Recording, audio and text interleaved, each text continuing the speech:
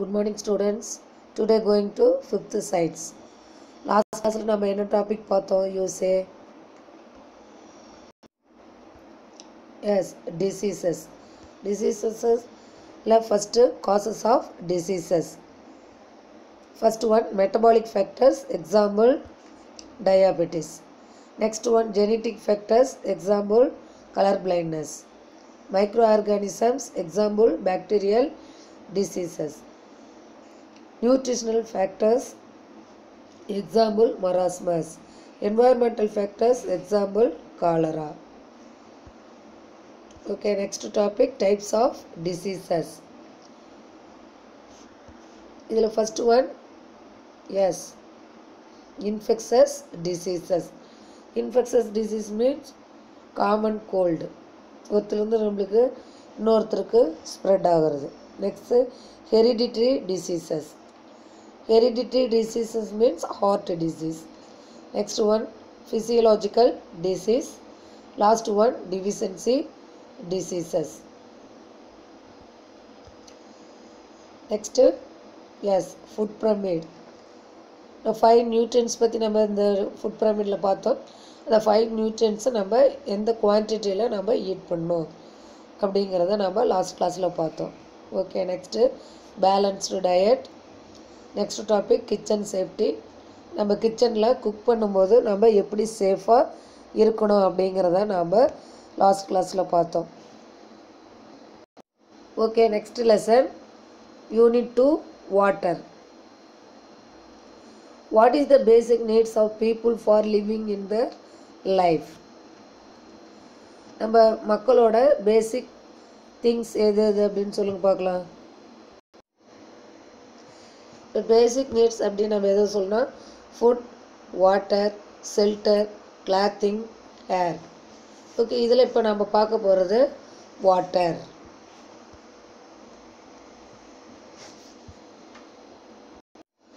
வாட்டரோட formula H2O. ஏன் H2O அப்படின்னு சொல்கிறோம் அப்படின்னா வாட்டரில் ஹைட்ரஜனும் ஆக்சிஜன் இந்த 2 கெமிக்கல் எலிமெண்ட்ஸ் இருக்குது. அதனால தான் நம்ம இந்த H2O அப்படிங்கிற ஃபார்முலா யூஸ் பண்ணுறோம் வாட்டருக்கு. இந்த வாட்டர் வந்து நம்ம 3 ஸ்டேட்ஸில் பார்க்கலாம். மற்ற எந்த திங்ஸுமே நம்ம இந்த 3 ஸ்டேட்ஸில் பார்க்க முடியாது. இப்போ வாட்ரு பார்த்திங்கன்னா சாலிடாகவும் இருக்கும், நெக்ஸ்ட்டு லிக்விடாக சேஞ்ச் ஆகும், நெக்ஸ்ட்டு ஒன் கேஸஸாக சேஞ்ச் ஆகும். ஓகேங்களா? அந்த கேஸஸ் எவாப்ரேட் ஆகி திரும்ப இது வந்து வாட்டராக நம்மளுக்கு கிடைக்கும் போது அதை திரும்ப நம்ம ஐஸ் க்யூபாக சேஞ்ச் பண்ணிக்கலாம்.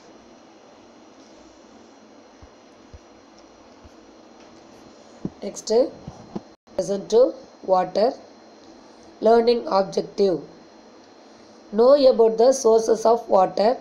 Understand the importance of water management. Get awareness on water pollution. Know about waterborne diseases. Introduction.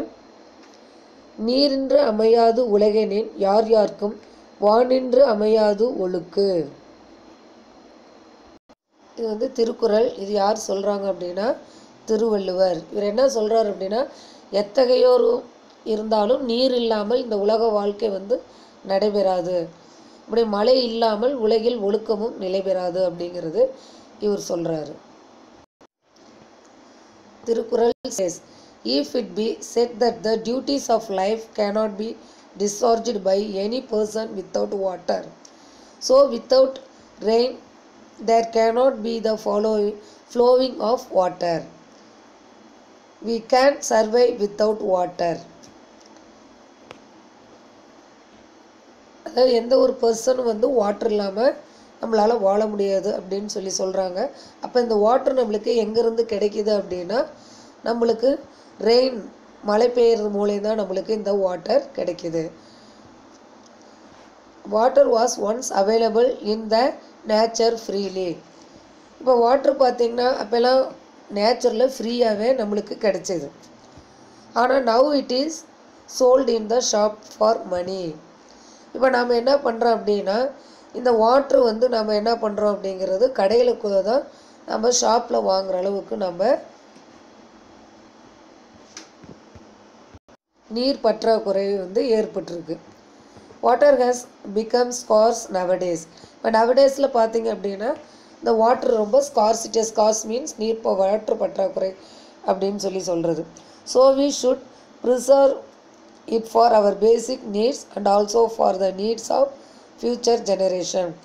அதாவது நம்மளுடைய தேவைக்காகவும் வருங்கால ஃப்யூச்சர் ஜெனரேஷனுக்காகவும் நம்ம வாட்டரை வந்து சேவ் பண்ணணும் அப்படின்னு சொல்கிறாங்க. In this lesson, we will study about the sources of water, how to manage water, how it is polluted and how the polluted water causes diseases. First topic, sources of water. Water is the most abundant substance on the earth. It fills the seas, rivers and lakes and covers more than 2/3 of the earth's surface. It also exists as snow and ice on mountains. இந்த எர்த்தில் வந்து அதிகமாக இருக்கிற things எது அப்படின்னு நம்ம பார்த்தோமா water தான். ஓகேங்களா? அதாவது இப்போ 2/3 அப்படிங்கிறது 1/3 பங்கு வந்து லேண்டு, மீதி 2 பார்ட்ஸ் வந்து வாட்டர் தான் ஃபில் ஆகிருக்கு. ஓகேங்களா? அதனால தான் சர்ஃபேஸில் வாட்டர் நம்மளுக்கு ஃப்ரீயாக கிடைக்கிது. இப்போ வாட்ரு பார்த்திங்கன்னா 3/2 பங்கு வந்து இந்த எர்த்தில் வாட்ரு தான் ஃபில் ஆகிருக்கு. அது எப்படி ஃபில் ஆகிருக்குது அப்படின்னா சீஸ், கடல் ஃபுல்லாக பார்த்திங்கன்னா மேக்ஸிமம் கடல், நெக்ஸ்ட்டு ரிவர்ஸ் அண்டு லேக்ஸ், இது மூலியம் வந்து வாட்ரு வந்து ஃபில் ஆகிருக்கு. இது இல்லாமல் என்ன அப்படின்னா ஸ்னோ அண்டு ஐஸாகவும் வந்து மவுண்டன்ஸில் இது ஃபார்ம் ஆகிருக்கு. The following are the sources of water: river water and lake water, sea water, well water, spring water, underground water. Okay, first one, river water and lake water. River is a channel through which fresh water flows. The origin of rivers is usually hills or mountains. It flows towards ocean, sea and lakes. இப்போ இந்த river வந்து first எங்கே start ஆகுது அப்படின்னு சொல்லி பார்த்தீங்கன்னா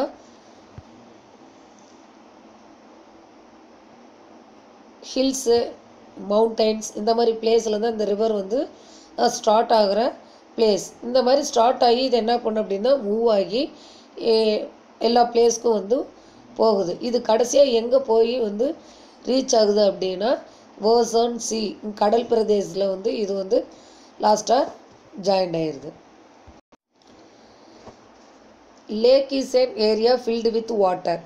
Man-made lakes created when dam is built on a river is called reservoir. அதாவது என்ன சொல்கிறாங்க, இப்போ மேட் பார்த்திங்கன்னா இந்த மாதிரி டேங் வந்து மேக் பண்ணியிருக்காங்க. இந்த மாதிரி டேங் எதுக்கு கட்டுவாங்கன்னா இந்த ஆற்றின் குறுக்கே வந்து இந்த மாதிரி அணை கட்டி அது இதில் வந்து நீர் வந்து தேக்கி வச்சுருப்பாங்க. இந்த மாதிரி நீர் தேக்கி வச்சுருக்கிறது மூலியம் அந்தந்த ஊரில் இருக்கிற ஏரி வந்து லேக் வந்து வாட்ரு வந்து ஃபில் ஆகிரும். ரிசர்வியர் அப்படின்னா நம்ம என்னென்னு சொல்லுவோம், நீர் தேக்கம். இந்த மாதிரி டேமில் வந்து வாட்ரு வந்து சேவ் பண்ணி வைக்கிறது தான் நம்ம ரிசர்வியர் அப்படின்னு சொல்கிறாங்க. Ponds, rivers, streams, ground water, rainfall, melting snow or a combination of these are the sources of water in lakes, reservoir and ponds. அதாவது பார்த்தீங்கன்னா இப்போ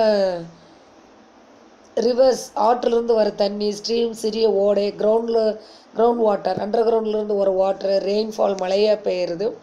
அடுத்தது இந்த ஸ்னோ மீன்ஸ் இந்த மவுண்டன்ஸ் இமயமலை பகுதிகளும் பார்த்திங்கன்னா பனி கட்டியாக இருக்கும், அது வந்து மெல்ட் ஆகி வர அந்த வாட்ரு. இதெல்லாம் ஒட்டுக்கா ஜாயிண்ட்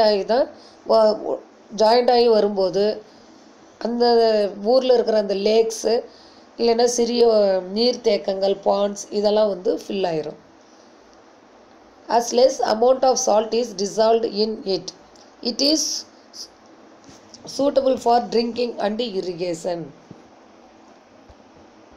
இந்த ரிவர் வாட்டர், லேக் வாட்டரில் பார்த்திங்கன்னா அதனோட சால்ட்டு அமௌண்ட் வந்து கம்மியாக தான் இருக்கும். இது வந்து வாட்டரில் டிசால்வ் ஆகிற அளவுக்கு தான் இருக்கும்.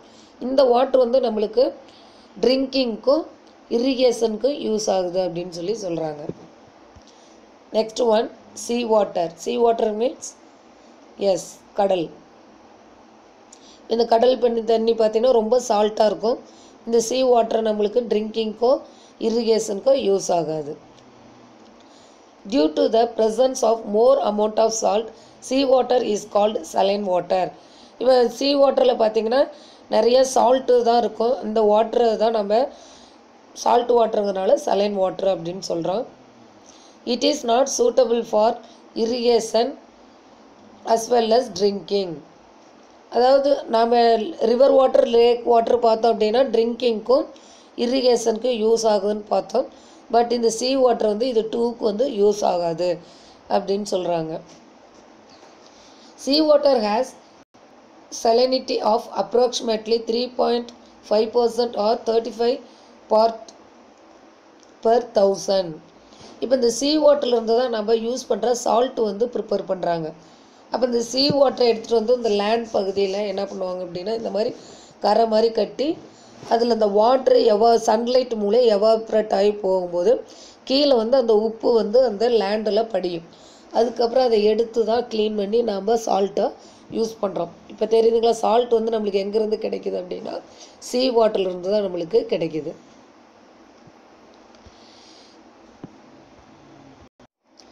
This means that every 1000 ml of seawater contains 35 grams of salt, sodium chloride dissolved in it.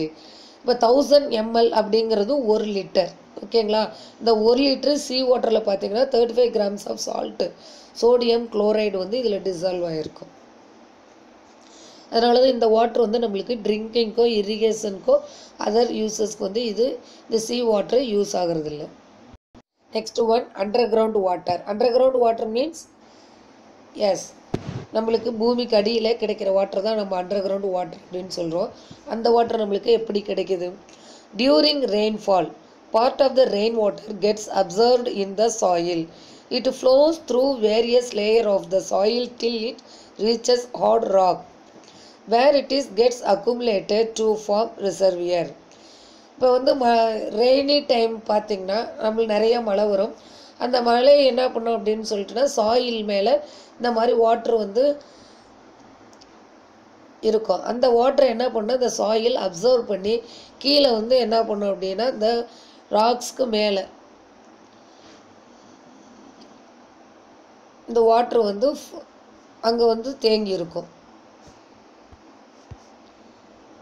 இந்த மாதிரி மெனி லேயர்ஸ் வந்து இந்த சாயில் கீழே இருக்கும். ஓகேங்களா, அந்த லேயருக்கு கீழே பார்த்தீங்கன்னா இந்த வாட்ரு வந்து ஒரு நீர்த்தேக்க மாதிரி அங்கே தேங்கி இருக்கும்.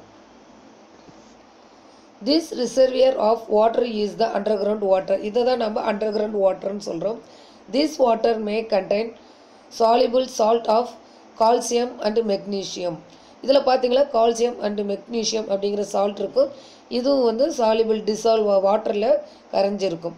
Under ground water is made available for human use either as well water or spring water.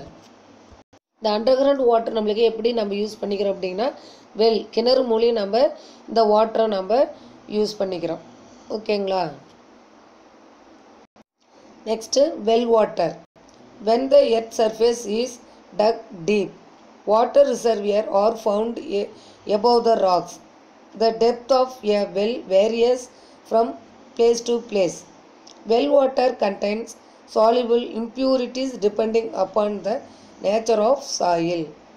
இப்போ இந்த நம்ம என்ன பண்ணோம் அப்படின்னா இந்த சர்ஃபேஸில் இந்த எர்த்தை வந்து நம்ம டீப்பாக அதை தோண்டும் போது நம்மளுக்கு அதிலிருந்து வாட்ரு கிடைக்கும். நம்ம வந்து இதிலே பார்த்தோம் அண்டர் கிரவுண்ட் வாட்டரில் எப்படி வந்து ரெயின் வரும்போது அந்த வாட்ரு வந்து சாயில் சர்ஃபேஸ் கடியில் அப்சர்வ் ஆகி ஒரு குறிப்பிட்ட பிளேஸில் போய் அது ஸ்டோர் ஆகி நிற்கும். அந்த வாட்டரை நம்ம இந்த மாதிரி கிணறு தோண்டும் போது நம்மளுக்கு வாட்ரு கிடைக்குது. அதாவது ஒரு பிளேஸ்க்கு ஒரு பிளேஸ் பார்த்திங்கன்னா அதனுடைய ஆழம் வந்து வேறுபடும். சில பிளேஸில் பார்த்திங்கன்னா உங்களுக்கு ஒரு குறிப்பிட்ட டிஸ்டன்ஸ்லேயே ஒரு 100 அடியிலே நம்மளுக்கு வாட்ரு கிடைக்கும். இன்னொரு பிளேஸில் பார்த்திங்கன்னா ஒரு 200 அந்த மாதிரி வந்து டெப்த்து வந்து சேஞ்ச் ஆகும். இந்த வெல் வாட்டரில் அப்படின்னு பார்த்திங்கன்னா சால்ட்டு வந்து சாயில்லே மெனி லேயர்ஸ் இருக்கிறதுனால இந்த வாட்டரில் எந்த மாஸ் அங்கே இருந்தாலும் அது என்ன ஆயிரும் அப்படின்னா அங்கே வந்து கரைஞ்சிரும். Next spring water. Sometimes the accumulated underground water applies pressure on the rocks and come out the earth surface in the form of a spring from any available opening. சில டைம்ஸ் பார்த்தீங்கன்னா இந்த அண்டர் கிரவுண்ட் இருக்கிற water வந்து அந்த ராக்கோட pressure மூலியம் என்னென்னா அந்த water வெளியில் வரும், எர்த்துக்கு மேலே வரும். அதுதான் நம்ம ஸ்ப்ரிங் அப்படின்னு சொல்கிறோம், நீர் ஊற்று அப்படின்னு சொல்கிறோம். This water is called spring water. Spring water usually contain dissolved salt and minerals, but it is free from suspended impurities. இந்த ஸ்ப்ரிங் வாட்டரில் பார்த்தீங்கன்னா சால்ட்டும் மினரல்ஸும் ப்ரெசண்ட் ஆகிருக்கும். ஓகேங்களா? அப்போ இந்த வாட்டரில் வந்து எந்த மாசு அழுக்கும் இருக்காது அப்படின்னு சொல்கிறாங்க இந்த ஸ்ப்ரிங் வாட்டரில். இதான் இந்த ஸ்ப்ரிங் வாட்டர்னா நீரூற்று. மலைப்பிரதேசத்தில் ஹில்ஸ் ஏரியாலாம் பார்த்தீங்கன்னா இந்த நீரூற்று வரும். இங்கேருந்து தான் ரிவர் வந்து ஃபார்ம் ஆகுது.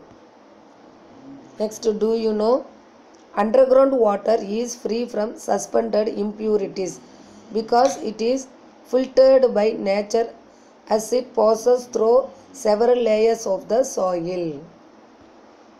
இந்த அண்டர்கிரவுண்ட் வாட்டரில் பார்த்தீங்கன்னா எந்த மாசும் இருக்காது.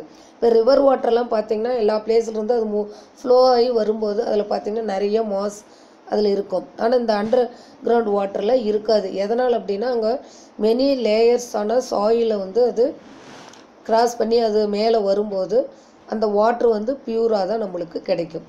ஓகேங்களா?